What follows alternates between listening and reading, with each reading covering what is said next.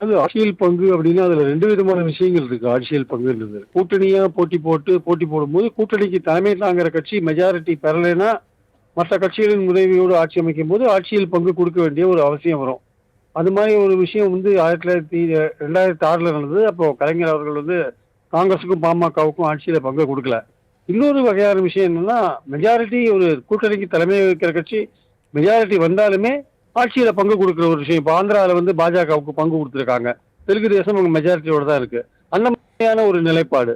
So இந்த 2 நிலைப்பாடுமே வந்து பார்த்தீங்கன்னா, அது தவிர இன்னொரு விஷயம் இருக்கு. கூட்டணி கட்சிகளுக்கு அதிகமான இடங்கள் குடுத்துவிட்டு, கூட்டணிக்கு தலைமை தாங்குற கட்சி குறைவான இடங்கள்ல போட்டி போட்டா, அது வந்து மெஜாரிட்டி பெறுவதற்கான வாய்ப்பில்லை என்று தெரியும்போது, இது கூட்டணி ஆட்சியை நோக்கி போகிறது என்கிற ஒரு மக்களுடைய மனநிலை.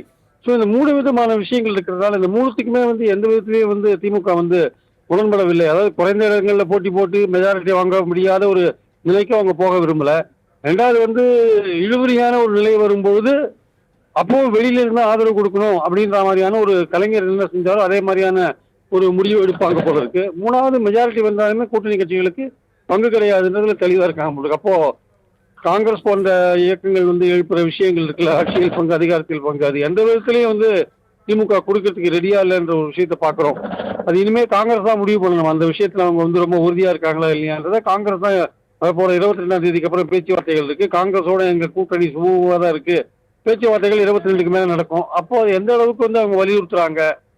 அதுல ஒரே ஒரு வழிதான் இருக்கு. இந்த மாரி சூழல்ல வந்து கூட்டணிக்கு தலைமை தாங்குற கட்சி மெஜாரிட்டி வராதபோது கூட்டணி கட்சிகள் தங்களை சேர்த்துக் கொள்ள வேண்டும் என்று ஒரு கண்டிப்பாக சொல்லிவிட்டால், அந்த இடத்துல கூட்டணி கட்சிக்கான வாய்ப்புகள் இருக்கு. அப்போ திமுக எப்படி நடந்து கொள்ளும் என்பதை நாம் பொறுத்திருந்து தான் அந்த சூழல்ல பார்க்கணும். ஸோ அடிப்படையில் பார்க்கும்போது கூட்டணி ஆட்சி என்கிற அல்லது ஆட்சியில் பங்கு என்கிற விஷயம் எந்த விதத்திலும் வந்து தங்களுக்கு ஏற்புடையதல்ல என்பதை வந்து திமுக தலைவர் மீண்டும் தெளிவுபடுத்தியிருக்கிறார்.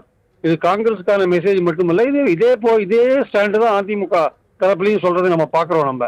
அதனால அந்த தமிழ்நாட்டுல இருக்கிற முக்கிய 2 கட்சிகளும் ஆட்சியில் பங்கு இல்லை என்கிற சொல்ற விஷயத்த பொதுவான ஒரு விஷயமா வச்சிருக்கிறத நம்ம பார்க்கிறோம். அதனால கூட்டணிக்கு சேரப்போற கட்சிகள் தான் இது சம்பந்தமாக அவர்களது முடிவு எடுக்க வேண்டும் ஆக்சுவலா. அப்ப இதன் அடிப்படையில தான் சட்டமன்ற தேர்தல வந்துட்டு தொகுதி பங்கீடும் இருக்கும் அப்படின்னு புரிஞ்சுக்கலாமா? ஆமா. திமுக வந்து குறைந்தபட்சம் 170 இடங்கள்ல போட்டி போட்டாங்கன்னா, அது 117 இடங்களுக்கு மேல வின் பண்ண முடியும். அதனால அந்த எவ்வளவுக்கு எவ்வளவு அதிகமா அதோட எண்ணிக்கை குறைய குறைய கூட்டணி ஆட்சிக்கான வாய்ப்புகள் அதிகமாயிட்டே போகும்.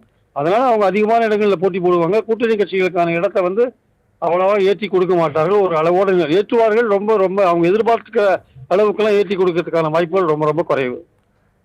ஆனா நீங்க சொன்ன மாரி காங்கிரஸ் தரப்புல இருந்து இந்த வட்ட 40க்கு மேல கேட்கிற மாரிலாம் சொல்றாங்க இல்லையா? அது வந்து சிக்கல ஒரு இழுபறியா நீடிக்கும்னு சொல்றீங்களா?